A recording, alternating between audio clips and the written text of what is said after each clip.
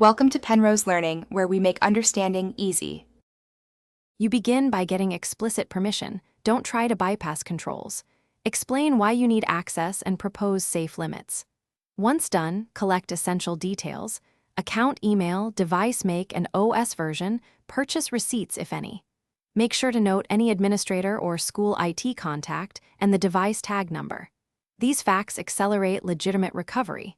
If a conversation is tense, suggest a mediated sit-down or written request so you have documented consent before making any changes.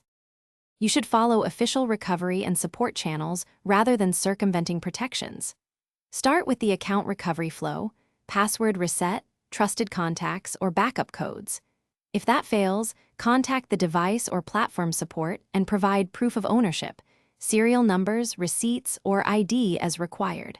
Once you have support engaged, request an approved temporary change or supervised access. Make sure to follow school or provider policies to avoid disciplinary consequences. Documentation and patient speed resolution. You finish by establishing a lawful, sustainable solution. With permission, create a new account or update settings collaboratively so controls match agreed boundaries. Once done, set clear schedules and monitoring that both parties accept.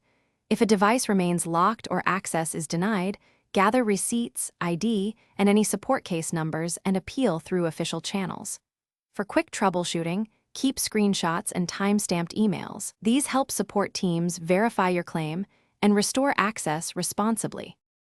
Thanks for watching. If this was helpful, leave a like and consider subscribing. See you next time.